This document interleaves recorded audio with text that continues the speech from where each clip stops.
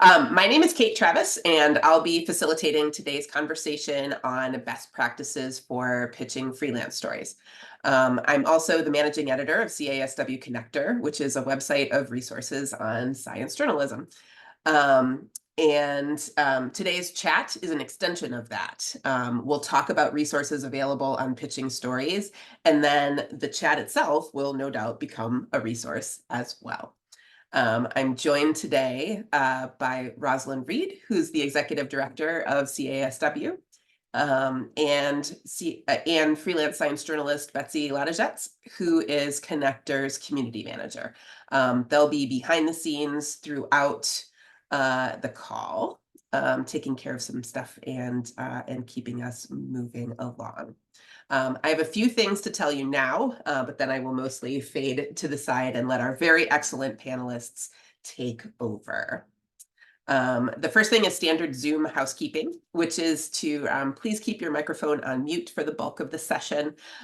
Video, you're welcome to keep it on or off. I know we're at breakfast time, lunchtime, dinner time, and bedtime, depending on where you're logging in from. So don't be afraid to turn video off if you're having lunch or doing something else in the background.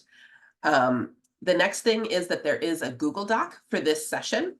And we'll drop that link right now. Betsy will drop that link, I hope, or shortly. And that Google Doc has the name of all of our panelists and a bunch of links to resources. More on that in a second. And space for you or for anyone to drop notes in for this session. Not everyone is into collective note-taking, but I hope we end up with an advice-packed document at the end. The next thing is the format for this session. Once I'm done blathering, I'll turn things over to the panel to share their expertise. We asked you during registration what you hope to learn during this session, and all those things will guide our conversation. You'll no doubt have follow-up questions, want to ask specific questions, so please feel free to put those in the chat. People will, if you don't mind, starting them with a Q and a colon so it stands out a bit. And if someone else asks a question you like, don't hesitate to drop an emoji on it, so we can keep an eye on the popular questions and what people are interested in learning. We're going to aim to wrap up our main session by about 10 minutes till the hour. If you'd like to call it a day then, that's fine. If you'd like to hang out, and I hope you do, we'll split out into breakout groups for more conversation around some of the big topics surrounding pitching freelance stories. Our panelists will be available in those rooms as well. And then I hope you get to meet at least one new person in that session as well. We'll spend about 15 minutes in those groups and then come back for a speed share from the groups and then call it a day by about 15 minutes after the hour, depending on where you are, what your time zone is. And finally, I promise, I want to show you a couple of quick things on the Connector website. Let's see. Oh, I'm getting a whole bunch of recording messages. Okay. Let me just switch over here for a second. Sorry. Let me stop sharing for 1 second. Let me just show you the Connector website really quickly so that I can show you where the tip sheet and the recording will be from this session. So this is the Connector website if you haven't seen it.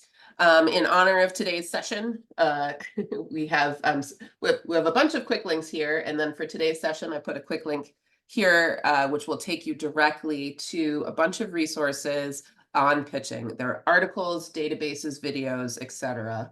And then if you want to browse around the Connector website, and we have resources available on all of these topics. On the home page of Connector, you'll see we have kind of right underneath this main search and underneath these resources, we have featured content. And this is the tip sheet from our last Connector chat on fellowships. And so the tip sheet for what we come up with today will show up right here. While you're poking around the site, there's also upcoming deadlines and events and some other articles as well. Okay, so that was a lot.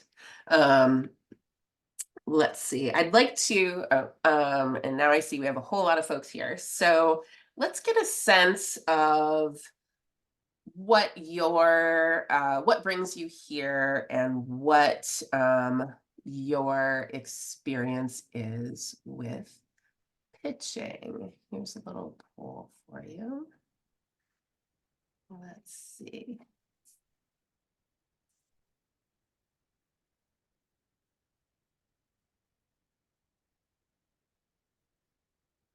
Okay, people still clicking. All right. Probably have about as many. Okay, 5, 4, 3, 2. Okay. I'll share the results. So, all right.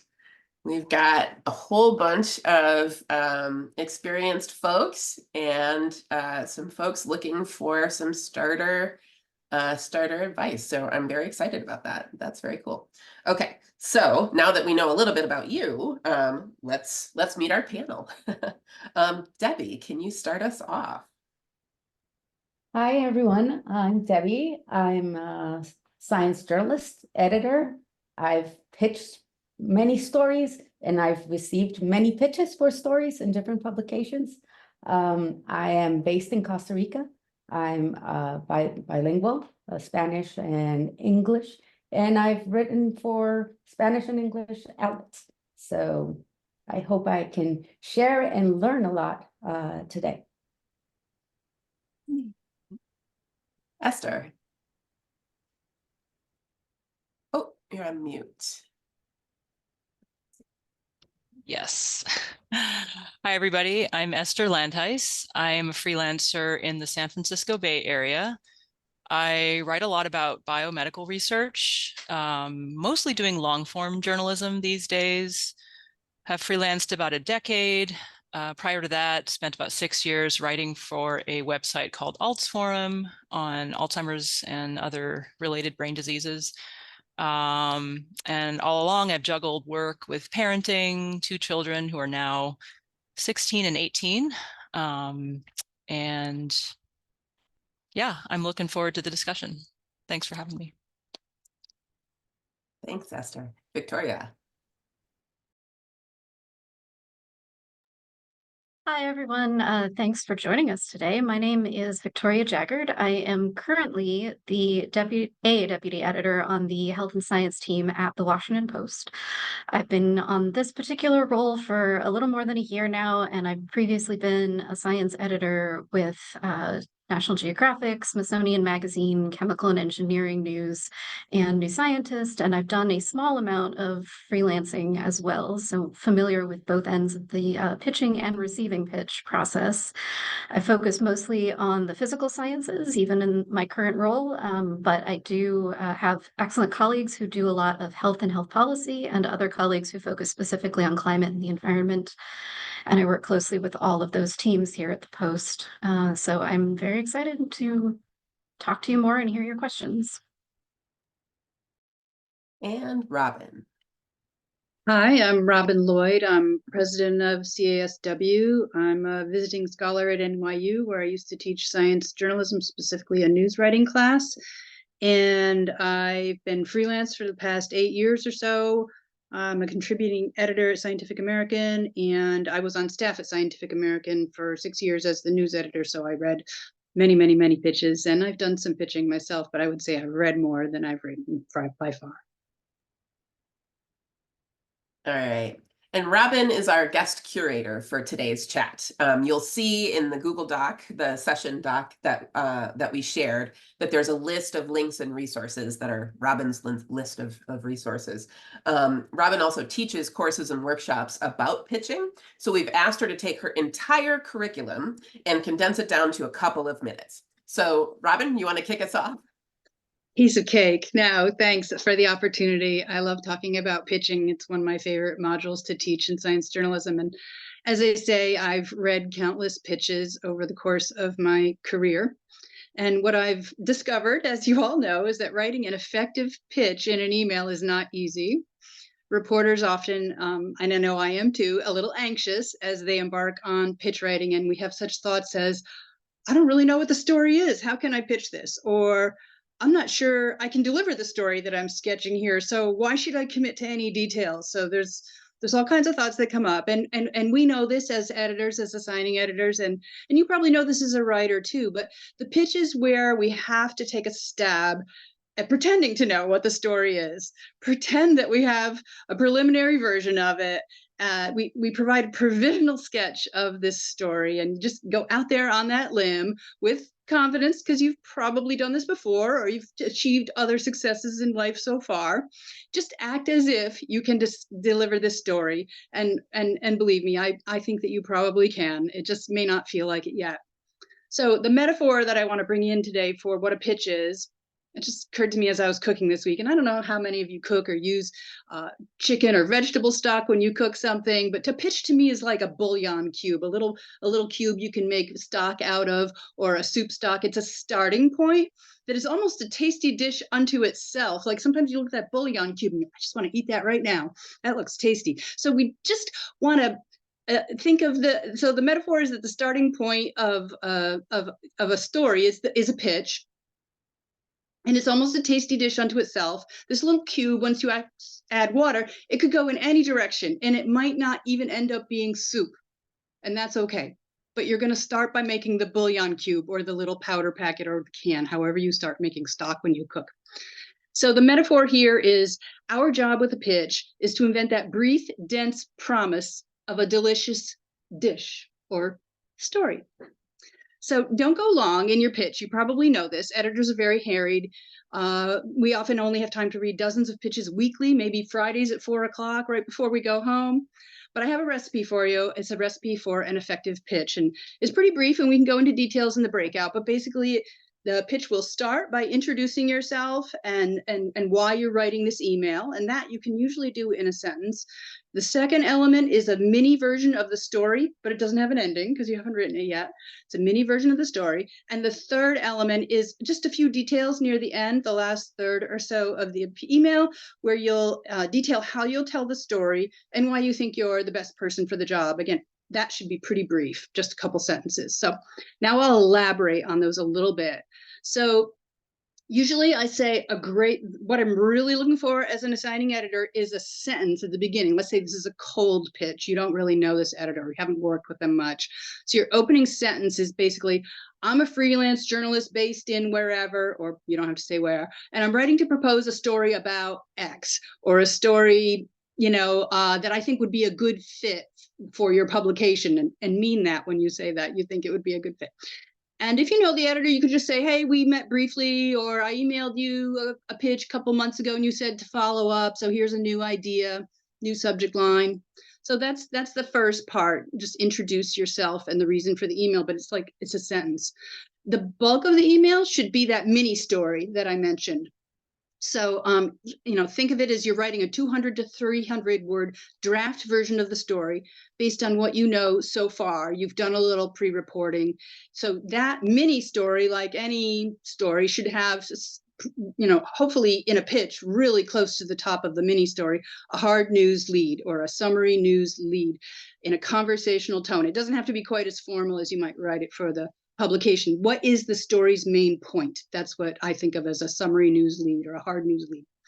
Then get right into, usually, you don't have to, but usually I would go right to a nut sentence, a nut graph that tells the reader who cares why this news story matters, basically a little larger context. In there, at some point, you're going to include a time peg. Why does this story need to be told now? So we're still in your mini story.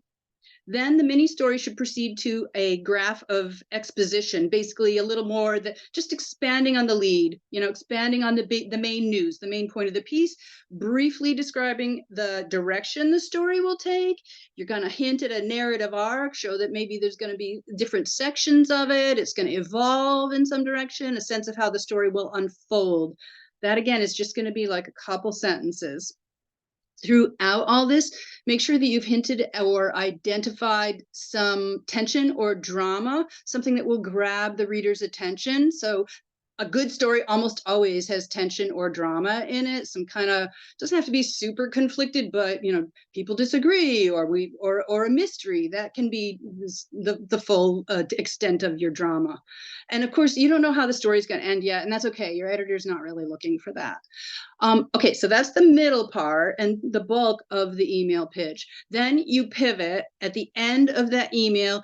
You're going to follow your mini story that has no ending with perhaps a sketch of 1 or 3 sources that you might use. I wouldn't give their full names, but a sketch of those sources. Oh, an expert at University of Illinois who does this, someone, someone else who's been working in the field a really long time, another specialist in Buenos Aires, just give them a sketch, but don't necessarily use names. Then in that last sort of paragraph, that last small section at the end, you might also have a sentence about what readers will take away or learn from the story on a really broad or cosmic scale, I say sometimes. And then how your story, you definitely want to defend your story. How will it go beyond any past coverage on this subject, or how is it brand new? And then the very last sentence is usually, or the second to last is usually, why you think you're the best person for the job, or you're ideally suited. Maybe you're not the best in the world and you don't like hyperbole like that, but you're ideally suited because maybe you've covered this before, maybe you studied it before, maybe you've done a lot of research on it. Anything you can throw out there. And then end with simply, I look forward to hearing from you. Please let me know if you have any questions. End. So that's my recipe, that 3-part recipe. Now, a top issue for writers is figuring out where to pitch a story, and a top complaint that editors have is that pitches that they receive are not appropriate to a particular publication. So that is one reason why I started this Science Media Outlets to Pitch document back in, I think it was 2016. And that's one of many resources we're sharing with you today. But instead of wondering, who would this story work for, I can now consult, or any writer can consult my list of outlets or publications that take science story pitches. And after just a few minutes, I can come with a solid list of top targets for where editors might think, yeah, that might interest our readers. So pretty early on, I made that list public, and over time, the list of publications grew too long. So I made a sub list of, okay, what are the we call it usual suspects, places where a lot of us tend to strive to or do publish, places that have a decent freelance budget and a good reputation for working with writers and readers. And I also put in other sub areas in there for sub-beats of science, health, and environmental journalism, like just environmental or just agriculture, just food, places that take science investigation stories and so forth. And I added other sections that I thought would be helpful to freelancers about typical pay, where it's made public, grants, professional societies you can join, how to find sources, basically stuff that seemed to be held like a big mystery in freelance science journalism for no good reason. So I decided, let's just put this out there in the best way I can capture it very succinctly. And so I think now we can turn to taking some of your questions and clear away more of the mysteries of pitching. Thank you, Robin. That was a lot. That was a lot, and I think we're going to be unpacking most of that for the rest of this conversation. I think just kind of piggybacking off of that, I think just to take that from Robin's excellent list of all of these different outlets and where to pitch, I think one of the next kind of logical questions is, how do you really tailor a pitch to a specific publication? Debbie, I'm wondering if you can start us off with that. Sure, happy to do that. So for me, I think that just as important as having a good pitch is finding a good home for it, because not every story goes in every publication. That's what makes every publication different. So a lot of work to be successful with pitching is finding that correct outlet for your story. So a few things that I think are basic is, well, first of all, just like Robin just said, figure out if this publication you're thinking about takes pitches, because there are several publications that have science sections that actually don't have a freelance budget or take very few freelance pitches. So that's an important place to start. And then figure out if the topic of your pitch is a topic that publication you're thinking about covers. Because I mean, as an editor, I have received pitches of things that are just not within the scope of what we cover in a specific publication. So that's important. And the other thing is figure out what you want to do with your story. If this is a Q&A, if this is long form, is this a news piece? And then also figure out if the publication you're thinking about is a publication that takes those pieces. It could be a video, it could be a podcast also, or so just figure out what's the best way or the way you want to present this story, and find an outlet that matches your desires. And then once you've figured out this is my outlet, then go into the outlet and look at what they've done. What have they covered in this? I mean, hopefully they haven't covered your pitch, because then you're back to square one. But within the topic of your pitch, have they done other things? And then when you're going to write to the editor that you're pitching to, acknowledge that. I know you covered this in such way, and this is different in this other way, or I think this would be perfect for your Q&A section that you publish every week, or for your, like if you see a section within that publication that actually fits for your pitch, mention it. So those would be my pointers. Awesome. Esther, I want to ask you kind of a follow-up question to that, which is that's still a lot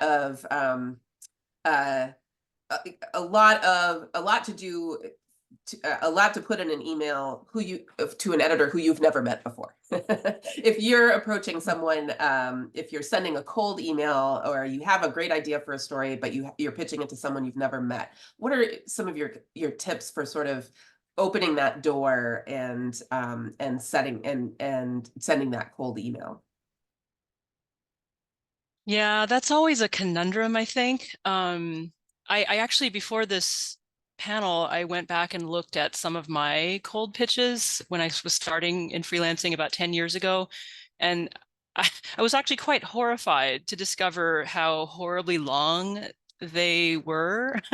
And I think what actually tended to work maybe like, months into it, when I was kind of getting my feet wet and more, getting attuned with how things work. I was doing something which I think now is called maybe a soft pitch, where it's just like a quick email that just asks a dumb question like, oh, I'm thinking of a feature story. Who's the editor to pitch? Do you take feature pitches? Do you accept, do you want them by a certain time? Do you have a meeting coming up? Or, just to kind of get the mechanics, get an idea how receptive they are to a freelance pitch for this type of story or this length or whatever it is. And then if they respond quickly and, they seem open, then at least you feel like, okay, good, I've reached the right person. They're responsive. They want to hear from me. And then, you feel like there's more, the conversation has started.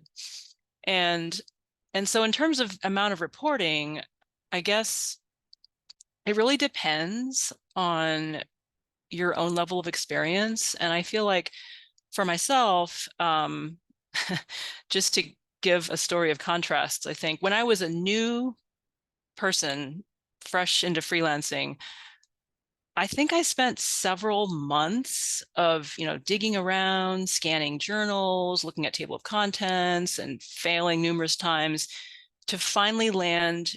Like my first pitch was like this super short 200-word piece that paid like $75, and that took months of pitching.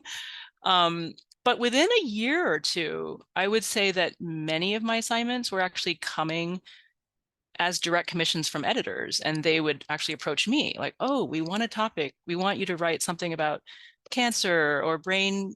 They would actually come to me with the topic, and then the pitching would actually happen in the course of a conversation. So I just say that to give you a sense that when you're first starting out, it's very, very difficult, and you will do a lot of unpaid work, just trying to start those conversations. And if you're persistent and just keep at it, it will get to the point where I think the ideas will take shape more organically in a conversation with editors who at least know you somewhat. So I think that's all I'll say for now. Thank you, Esther. I see questions coming in and I see raised hands, and I will get to them in very, very shortly. Let me just do a couple more questions here, and then we'll start incorporating all of these other questions as well. I think one of the big, in that kind of what Esther was describing in the big, when you're doing research and you're looking for ideas, you come up with a million, right? But there's a difference between having this big nebulous thing that you want to write about and a thing that's an actual story that you can pitch to an editor. And that's one of the big challenges when you're focusing a pitch. I'm going to kick this one to Victoria.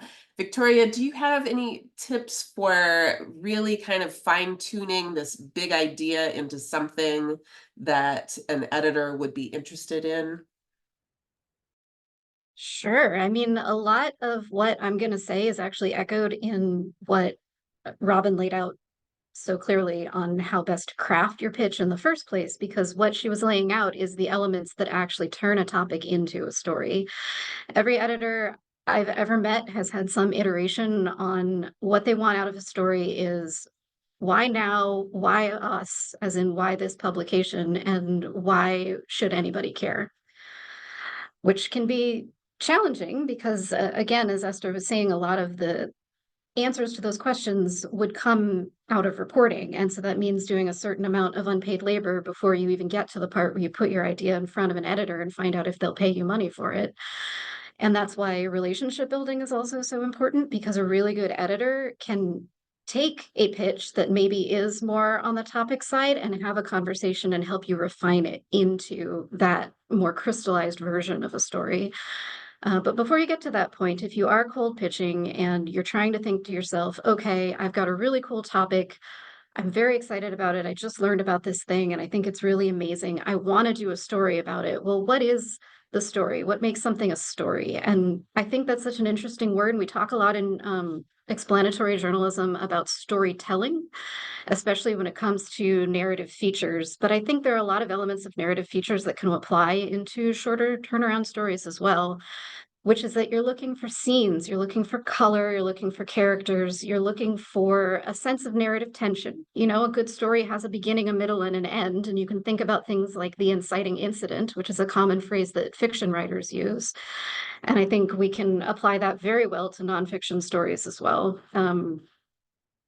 But really, it's a sense of what is the urgency of the story, and then what is its narrative arc. So say, for instance, I love bats. Bats are cool, right? There's so many interesting things you can say about bats when you really start thinking about them. They tolerate these diseases that would kill basically every other mammal. They are really great at flying when basically no other mammal can accomplish powered flight. They have this incredibly intricate echolocation system. They tend not to get cancer. I mean, the list goes on and on and on. Any one of those individual things could be the subject of like a short study story when there's a new finding or a new development there. And then you can also think about, as you're gathering all of these fun facts, what is the tension with bats? Is there a question that could be answered that would be applicable to modern life? Is there some example of a human wildlife interaction that you have seen that could serve as a source of conflict for bat conservation? There's so many different ways you could spin that out into what would be a more concrete story. Some of that does involve doing some pre-reporting, and some of it is just using your own instincts on what makes something an exciting story to tell, and what's a kind of story that you would want to report. What's a question that you have an answer to that, say, you can't easily go to Google and find from a quick search? Because chances are there's a lot of science and a lot of history that could help answer that question for readers who probably also thinking, That's a cool question. I wish I knew the answer. So, and I'll stop there for now. Yeah, I'll just add quickly and say a lot of that, just determining what excites people. I find that if you just have conversations with your friend, your partner, your spouse, and just like literally process aloud, you can notice really quickly, like, what are people latching onto? What are they seeming to not care about? And sometimes it actually becomes pretty apparent what, the thing that's going to be the lure for the pitch. Yeah, the Washington, in terms of converting a topic to a story, sometimes I try to reverse engineer stories. So I look at a story that I find really interesting. I'm like, how did the reporter find this story? So the example that I saw recently, and I'm totally guessing, but there was a really fun story in the Washington Post in the last week about a pet cemetery that ended up burying a pet owner separate from, it was pretty convoluted, but anyway, it was some like wild story of how a woman ended up being buried with family members, as human family members as well as pets, and it took a long time from them all to end up in the same plot. And as you know, pet cemeteries are interesting, right? There's your topic, right? And wow, some of them actually bury like the pet owner eventually when they're deceased, if they post-deceased the pet afterwards in the same area as the pet. And then I was like, so how did this reporter find this story? And I think what they did is, I'm guessing, is they spoke to the person who managed this pet cemetery and said, what's the wildest, weirdest burial you ever did? Or what's, you guys bury owners sometimes, or the people with the animal, and like, how does that happen? And what's the most unusual combination or story around that you've had? And you just get them talking. And with that pre-reporting, you can find, to start talking to people and get them to say, okay, it's a pet cemetery, but what goes on here? What are some standout experiences you've had as the manager? I forget what the word is, of a pet cemetery. So anyway, that's something that I try to do sometimes when I see a really cool story. Is I'm like, okay, the topic is good, but how did they get to that story? And sort of trace it back in your mind. How would I report this? How could I have found that story? Yes, reverse engineering can be a powerful tool, and looking at examples of science stories that you like and thinking about how, pay attention to the sources that they use, what, the sort of the reporting that they might have done, etc. Julia, you've had your hand up for a long time. Do you want to unmute and ask your question? Hi, thank you so much for being here and putting this all together for us. I am currently a master's student at Columbia Journalism School, pitching my first freelance story. I've gotten to cover a lot of really wonderful topics there, and am excited to be able to finally share some of the work that I've been able to do. If you could, for me, should we use different methods to pitch stories that we have already written? If so, how? And what percentage of cold pitches are successful? Thank you.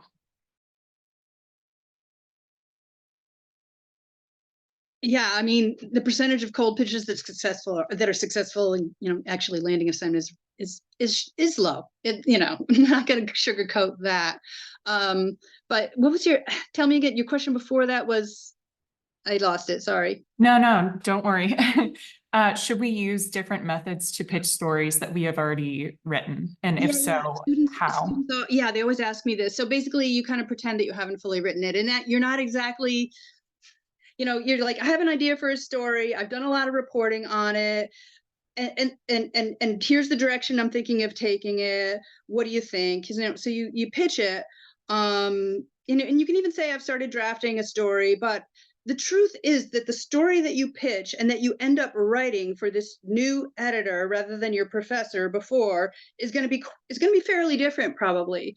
So I really think you're using what you wrote in class as a seed for a new story that will be expanded, improved. Everything improves with time and more work. So I wouldn't worry too much about the fact that you've already written for a class. I would then use that to develop a pitch that is targeted for a new outlet, and then see where that editor wants to take it, how they want to expand it, how they want to modify it.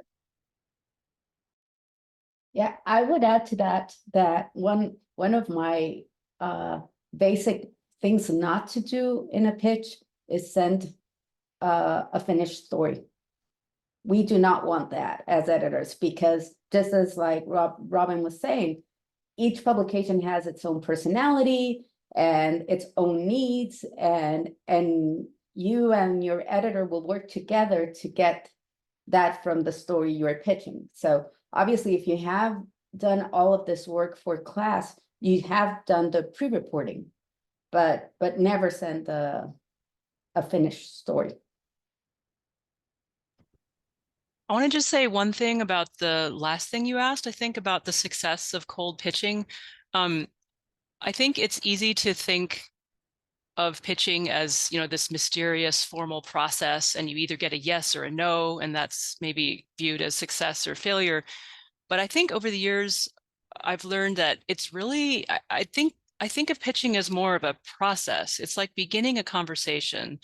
It's often a process that, you know, might not, maybe that initial email won't land a story. Or I guess my point is, sometimes I've even found outlets to pitch, like if I follow up after rejection, I've been able to ask the editor, like, oh, why did that not work? Like, was it timing? Was it this? Was it that? And usually if you give them a checklist, they'll respond quickly.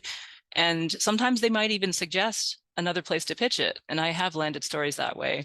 So, or sometimes the idea just, you know, wasn't mature enough. There wasn't enough there for a feature. But then maybe next year, you know, a review gets published or something else happens that is timely. And, you know, so the stories develop over months and even years sometimes. And so I guess I would just say to not see the pitching process as a binary, like yes, no, got it, didn't get it, but it is there is an evolution, and there is a process that lasts much longer. Awesome. Thank you so much.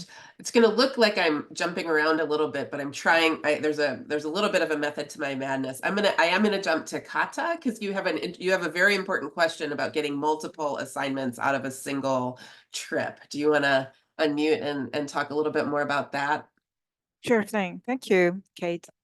So hi, everyone. My name is Kata. I'm a science journalist based in Ecuador, and I have been living here for 5 years now. So I established a very good relationship with various type of researchers and NGOs and average people as well. And yesterday I got the confirmation that I will be able to accompany an anthropological expedition in the end of February to the Amazon. The goal of it is a specific topic, but various scientists are working together, each approaching it from a different angle.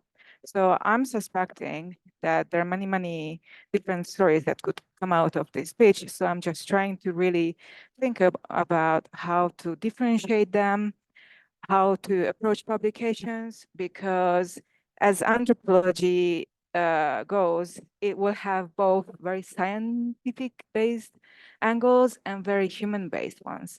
And I'm also a documentary filmmaker and podcast producer. So basically, I can do all of it if it's necessary, and I would like to apply for travel funds.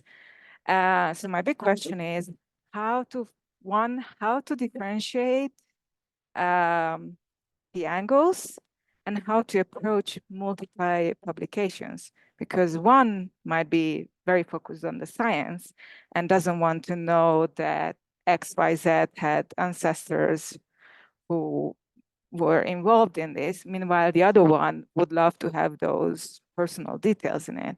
So I just don't want to miss my chances with this special trip. But I don't want to cause ethical clashes between the different outlets. So what would be the best way to approach editors about this? I can jump in here. I think, well, I don't know what is your situation right now, if you have established relationships with any outlets. Yes. So, okay, so I would go first to them. Or to the editor that you have the best relationship with, or that you think that this expedition fits the best, and tell them about it, and tell them about, like, have a conversation and see if they're interested and what parts of it they would like to take. And then if I were you, I would try to figure out, I mean, it's an expedition, and obviously some things will turn out there and you don't know, you can't anticipate that, but figure out different subjects or topics that are stories that are completely different. I mean, they're all within the same space, but you can get several different stories from one expedition, and then just be really sure that what you're pitching to one outlet is not the same that you're pitching to another. That's at least where I would start. Yeah, I mean, I already approached my favorite editor at Science Magazine, and he was very excited about it. And he was really good because he even said, even if you don't end up pitching it to us, I would love to discuss it with you. So that's great. But I'm just thinking maybe this would be a perfect opportunity to cold pitch to some dream publications as well. So that's why I'm a bit torn about it. The other thing is to talk to colleagues that have done this in the past. Like as an editor, I've seen this happen. Like I've received a pitch from a science journalist, and I have seen what they published in a general outlet, and I loved it, and it's completely different. So maybe try to look for examples of people that have done something similar and ask them how they did it. Okay, thank you. Right. Angela, do you want to ask your question? Oh, no. I should probably unmute. Oh, okay. Thank you so much already for providing so much value and expertise. We talked a little bit, or you guys talked a little bit about this idea of like relationship building strategies outside of pitching. And I was wondering if you could share some like specific strategies that you've seen that are really effective. I can hop in on this, and having just gone through this process last week, actually. I mean, it's going to depend from editor to editor. We are frequently reminding people that editors are very busy and have a lot going on, and especially in a newsroom where they're juggling staff reporters as well, it can just be a lot to take in. But that said, editors are also always hungry for ideas, fresh perspectives, new voices that they can bring into the mix. And I think if you can position yourself with at least being able to show you've got some really interesting ideas and you've got some interesting ways of looking at the world and at the science that you're proposing to cover, that will be a signal to an editor that you are intriguing and maybe I want to talk to you further. And so I can't speak for every other editor at every publication, but I personally have had multiple experiences of basically just doing an informational interview. This pitch isn't quite right for us. This pitch is maybe something we've already got in the works, or it's not a good fit for our publication, but I can tell that you've really put some thought into it. Let's have a conversation and we can just do a quick half-hour phone call. What is the publication that I work for? What am I looking at in terms of my editing needs? What are our freelance opportunities like on the floor? And like when I'm speaking one-on-one with freelancers, I try to be as candid as possible about what we have to offer in terms of resourcing and opportunities, what kind of level of effort we'll be looking for with individual stories, what other components of stories you may want to be thinking about, including like visual opportunities as well as writing the text. And I'm perfectly happy to do that as a half-hour phone call, a cup of coffee if you're in the DC area.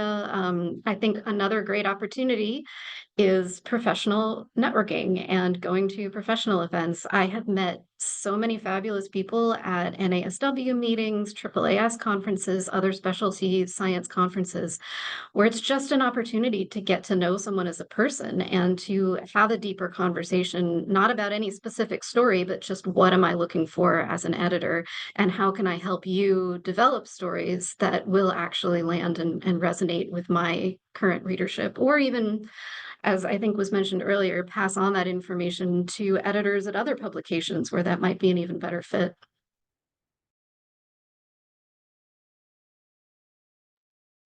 Awesome. Thank you, Victoria. I'm actually going to jump to a question from the chat because it was one that was submitted by a number of people. Anouk, if you are interested in unmuting and asking your question, please do so. Otherwise, I'm happy to summarize it and ask it here. Am I saying that right? Oh, hi. So I'm a science journalist based in the Netherlands, and I mainly write for outlets in the Netherlands. And sometimes I wonder, oh, maybe it would be nice to broaden my scope a little bit and, work on an international level. So I was wondering, okay, how could I go about doing that? Sort of finding the outlets that will be a good fit for me, as well as finding out if they are open to actually receiving pitches from non-native speakers of English. So, which is the only other language I could possibly write in. I think I can jump in on this one. I've done this, and I've also encouraged others to do it. So my first suggestion here is do it. Don't be afraid. Don't be timid.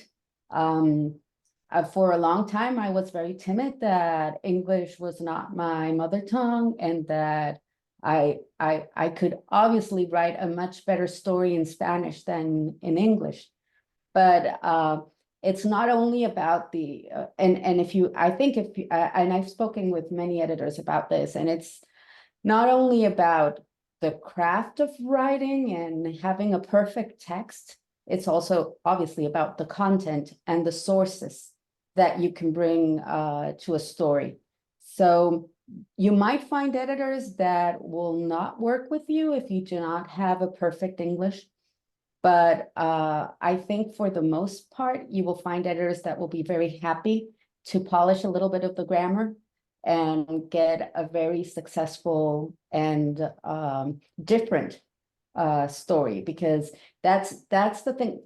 For before being at Noble in Espanol, I worked for a few years for Scientific American, doing Scientific American in Espanol, and I would work with Latin American science journalists, freelancers.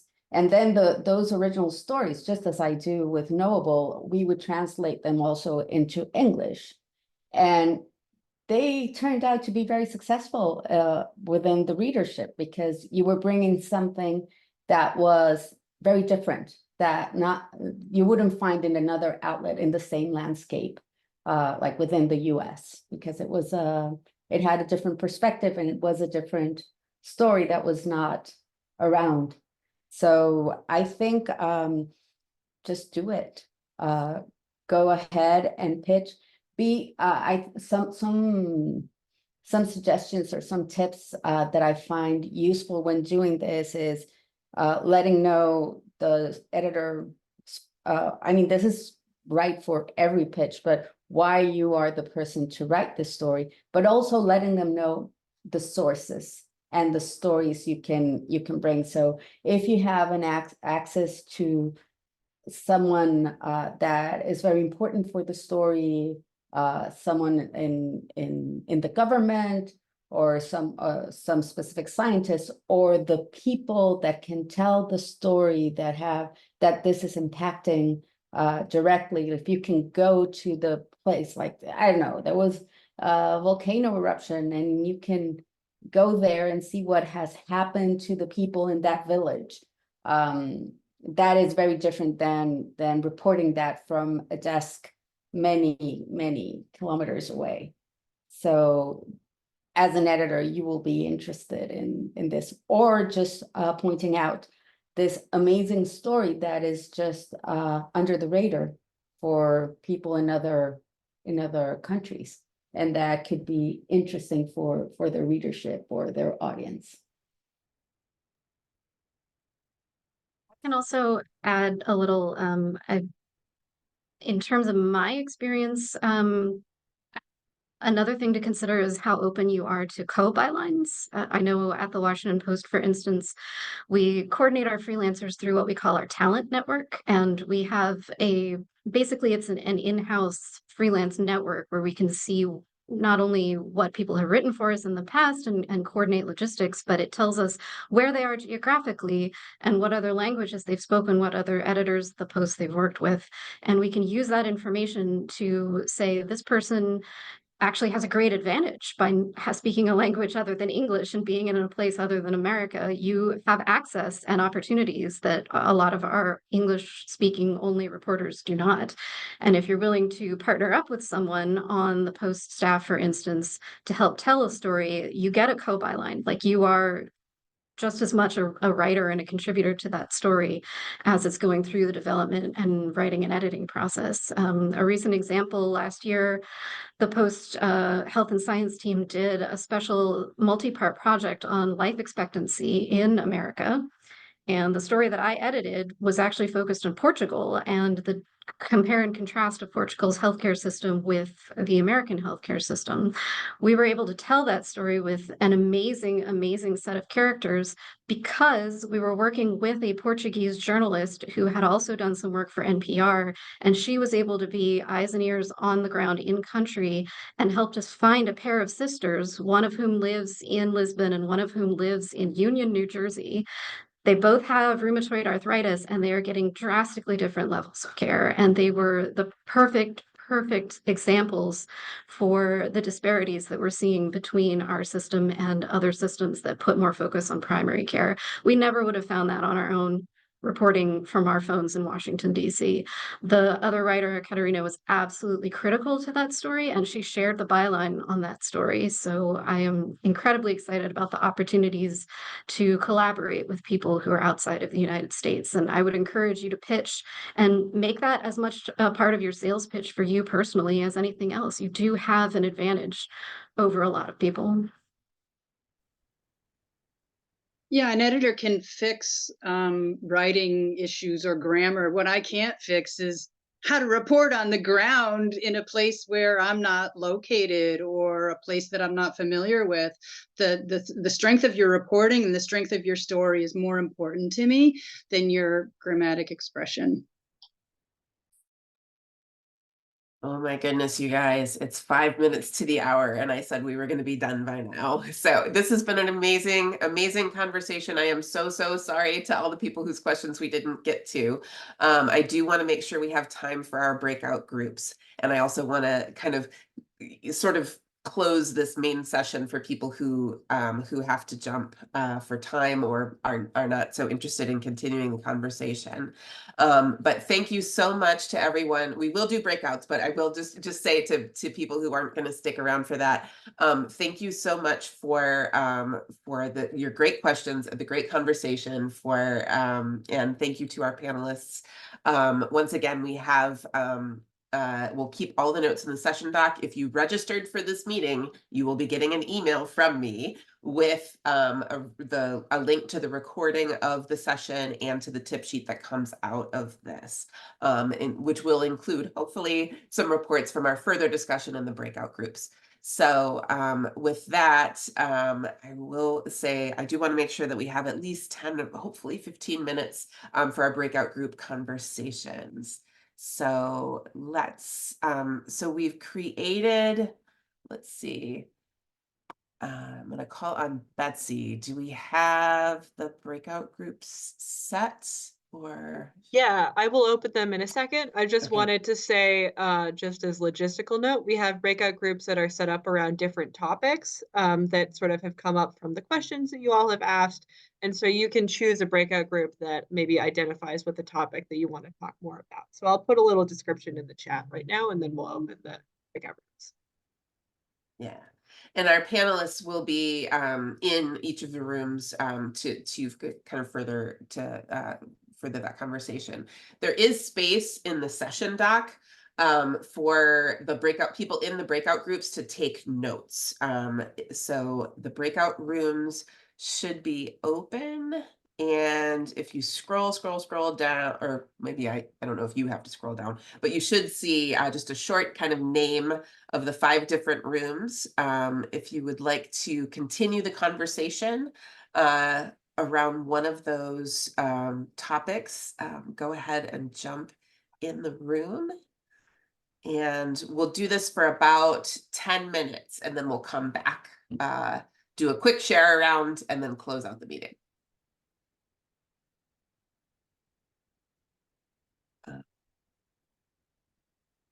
Yeah. I think it looks like everybody's figuring this out. So the topics are,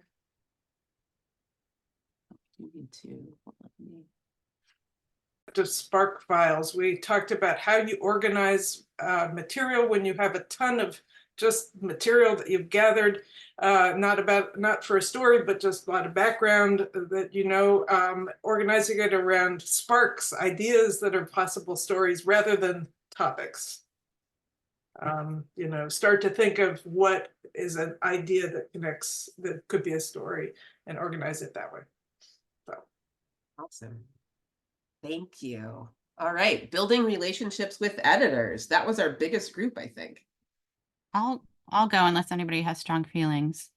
I think Esther emphasized sort of ongoing relationship building and, you know, putting at the end of your pitch like a sentence that says, you know, I'm happy to jump on the phone or happy to get feedback to get the editor's help, inviting the editor's help in shaping the story. And also that you can kind of cold pitch sort of more of a letter introduction about who you are and what your background is, and ask the editor if they have any story ideas already. Some assigning editors have like a short list of stories they want to see written. So if you don't have an idea and you're struggling to get started, start the conversation in that way. Anything else I'm forgetting from that group? Jump in if so. I think also just for me, like a good idea is a good idea to pitch. Doesn't matter if you're a student or not, or what your level of expertise is. If you have a good idea and you pitch it well, that's what matters most. Thanks, Emma. Yeah, and that you could write for your student newspaper while you're an undergrad, or, you know, try to get started in that way. Awesome. Thank you. The mechanics of pitching group. Do you guys have a takeaway? Yeah, I'll take that. I have an exclusive. So this turns out to be what I'm dealing with right now, and I failed to make that clear in my pitch, and am still working and will be pitching elsewhere, and we'll be following up with the current editor. And really kind of didn't realize that that was actually the case, but it's pretty clear from my search of the topic and the area that others don't have this character, this story, this context. And so that's something to use in your pitch, is is to say all right. I love it. All right. And then last but not least, the how to turn a topic or idea into a story. You guys have a lot of notes, but is there a one big take home from there? I can go if that's okay with the others. I think for me, the biggest takeaway was to think of a pitch as you would, you know, piece of fiction. Like how would you pitch a story? How would you write a story if it was fiction? So to think of, you know, an inciting incident at beginning, middle, end. And I'm already thinking about some of the pitches that I've done, and I'm already thinking that, you know, this would actually completely change the way that I structure the pitches or the way that I think about the topic. So I found this piece of advice really, really useful. I haven't heard that before. That's a really interesting idea. I love it. All right. Thank you all so much for all of this great conversation, for your great questions. I apologize for the questions we didn't get to. Obviously, this is a topic of great interest to a lot of people, a lot of experience levels, etc. We will be, as I said, we will be developing a tip sheet from the material from this, and there will be a recording of the session made available probably within about a week. And again, I would encourage you to visit the Connector website at connector.casw.org to look for more resources related to pitching, about the craft of writing, about finding examples of excellent science writing, upcoming conferences, all sorts of resources. Thank you very much. And with that, I will conclude this chat. Have a great day, everyone.